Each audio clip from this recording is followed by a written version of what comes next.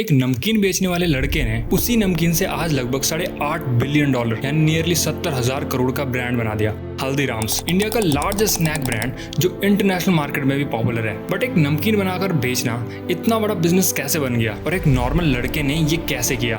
Story शुरू होती है राजस्थान बीकानेर से, जहाँ एक लड़का गंगा बिशन अग्रवाल रहता था, जिसे आगे चल के हल्दीराम के नाम से जाना जाने लगा। 1919 में जब वो 11 साल का था तब वो अपने फादर की भुजिया शॉप पर काम किया करता था, जहाँ वो भुजिया बनाना सीखने लगा। मार्केट में डिमांड तो थी बट कंपटीशन काफी था और हल्दीराम इसी बात पर सोच रहा था कि क्या किया जाए। उसने टेस्ट को चेंज करने का सोचा ताकि उनकी भुजिया यूनिक बन सके। कई एक्सपेरिमेंट्स करने के बाद फाइनली उसने एक रेसिपी बना ली। उसने बेसन की जगह मॉट बीन्स का यूज किया, जो राजस्थान में पॉपुलर दाल थी, और इसे क्रिस्पी बनाया। और उसके बाद हल्दीराम ने भुजिया के प्राइसेस जो नॉर्मली 2 पैसे पर केजी था उसे बढ़ाकर 5 पैसे पर केजी कर दिया और लोग इसे खरीदे। महंगा होने के बावजूद भी इसके लिए उसने अपनी भुजिया का नाम बीकानेर के किंग डूंगर सेव के नाम पर रख दिया, ताकि लोगों को भुजिया प्रीमियम लगे और ज्यादा प्राइस देने में भी लोग हेजिटेट ना करें और इससे उनकी भुजिया का नाम भी पॉपुलर हो जाए। उसके बाद भुजिया पॉपुलर होने लगी और धीरे धीरे फैमिली बिजनेस अच्छा चलने लगा। और हल्दीराम के 2 भाई भी थे जिनके साथ ये भुजिया का बिजनेस मिलकर चलाते थे। बट फिर कुछ सालों के बाद किसी वजह से फैमिली में फाइट्स की वजह से हल्दीराम ने अपनी फैमिली के साथ घर छोड़ दिया और अगेन 1937 में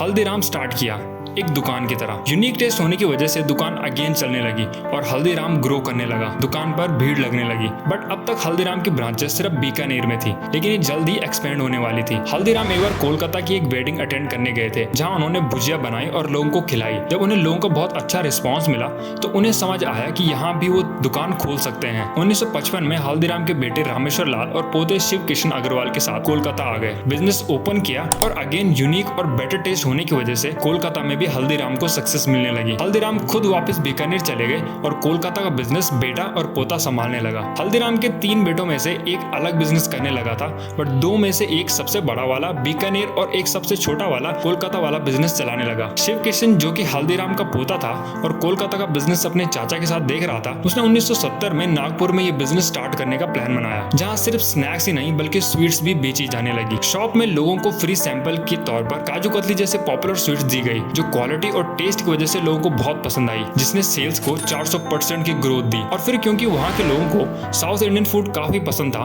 तो शिव किशन ने कई डिशेस भी परोसनी शुरू की। उसके बाद 1982 में मनोहर लाल, जो कि शिव किशन के भाई थे, उन्होंने चांदनी चौक दिल्ली में भी बीकानेर भुजिया बिजनेस ओपन किया और वहाँ भी अच्छी क्वालिटी होने की वजह से बिजनेस लोगों की नजरों में आने लगा। हालांकि 1984 के सिख रिवॉर्ड्स की वजह से दुकान को काफी नुकसान झेलना पड़ा था, बट अगेन बिजनेस को रीएस्टैब्लिश करने में दिक्कत नहीं आई। 1990 के टाइम मनोहर लाल ने देखा कि पैकेज स्नैक और फूड पॉपुलर हो रहे हैं। इस तरह के पैकेजिंग प्रोडक्ट की सेल्फ लाइफ को बढ़ा देते हैं और उन्हें कहीं भी दूर दूर तक भेजा जा सकता है। फिर हल्दीराम ने जिप से लेकर स्टैंडी पॉच पैकेजिंग स्टार्ट कर दी, और क्योंकि अब ये प्रोडक्ट सिर्फ स्पेसिफिक प्लेसेस के लिए नहीं थे, बल्कि अब ये प्रोडक्ट स्मॉल टाउन तक भी पहुंचने लगे, जिसकी वजह से हल्दीराम की सेल्स और तेजी से बढ़ने लगी। इसके बाद कंपनी ने कई और प्रोडक्ट्स को भी पैकेज करके बेचना शुरू किया। रसगुल्ला, गुलाब जामुन, सोन पापड़ी और कई इंडियन स्नैक्स जो इंडिया के ट्रू कल्चर को दिखाते हैं। और अगर करंट टाइम की बात करें तो हल्दीराम के प्रोडक्ट्स इंडिया में लगभग 70 लाख आउटलेट्स में अवेलेबल हैं। इनके खुद के 150 से भी ज्यादा आउटलेट्स हैं। इनके पास लगभग 410 प्रोडक्ट की वेराइटीज हैं, जो लगभग 80 से भी ज्यादा देशों में एक्सपोर्ट होती है। इसलिए ब्लैकस्टोन जैसी कंपनीज अपने पार्टनर्स के साथ हल्दीराम के 74 से 76% स्टेक्स को खरीदना चाहते हैं और कंपनी की टोटल वैल्यूएशन यानी कीमत लगभग 70,000 करोड़ लगाई गई है। कंपनी का लास्ट ईयर का रेवेन्यू भी $1.5 बिलियन